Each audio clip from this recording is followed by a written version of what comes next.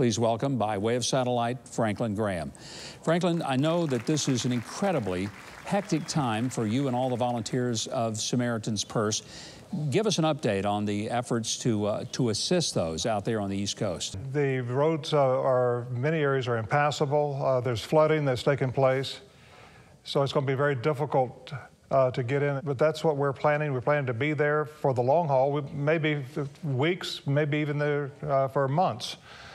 But we have to wait till the water go down. We have to wait till the roads are clear.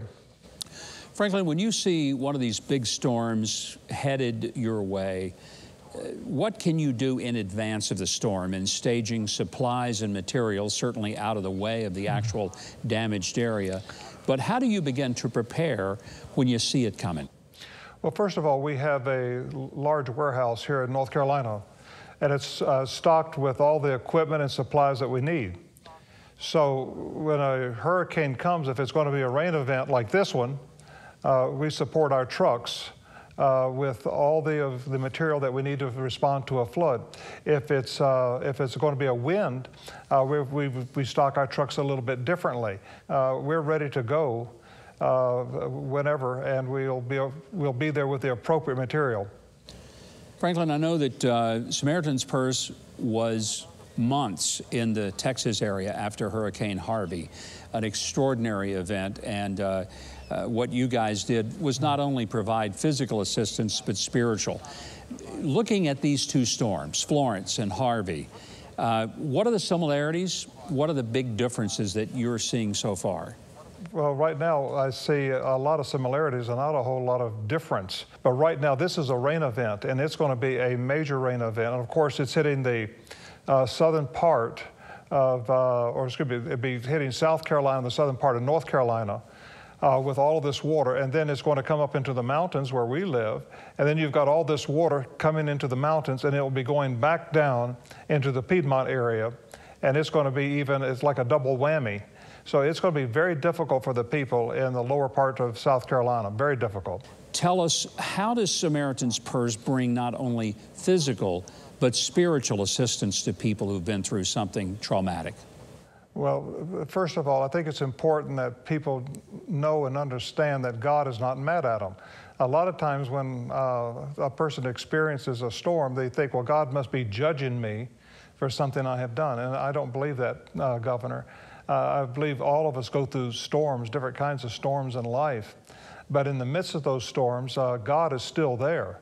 I remember Jesus Christ himself went through a storm on the Sea of Galilee with his disciples. And that storm was so violent, the disciples had given up hope, thinking that they would drown. But yet Jesus was in the boat with them. But we take chaplains with us from the Billy Graham Evangelistic Association. And these are chaplains that have been trained for a crisis.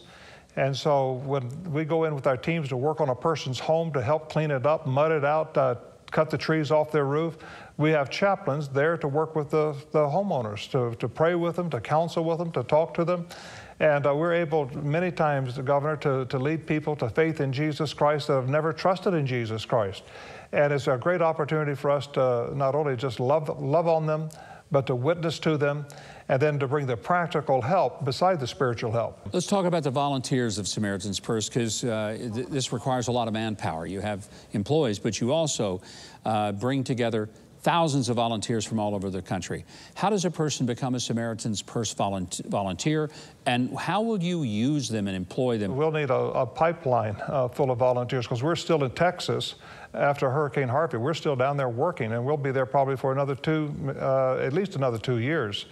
So we need volunteers who are willing to come in for a weekend, for a week, even for just a day. And they can go to our website, SamaritansPurse.org. And there will be a link where you can click on to see how you can respond, whether you want to help financially or whether you want to come yourself and put a pair of work gloves on and actually be a part of a team working to help somebody clean up their home. But we need an army of volunteers, and that's SamaritansPurse.org. Well, Franklin, I want you to know this morning, first thing I did when I got up, I went to the website, SamaritansPurse.org. I made a contribution because I believe that's what all of us should be doing. Thank you, Governor. We can't physically go, we should make a contribution. And I hope others will join me in what I've done today. Thank you so much, Franklin, for being with us, and thanks to your heroic team going in. Thank you, Governor. To meet all the needs of the citizens who are caught in this hurricane. We're so grateful to have you here. We know that things like food, clean water, medical assistance, temporary shelter being provided through the efforts of Samaritan's Purse. But this is a chance for all of us to practice what Jesus encouraged. Love your neighbor as yourself. So call the number on your screen. Go to the Samaritan's Purse website. It's listed right there on the screen. Any amount can make a major difference, especially when it's joined by others who open their hearts.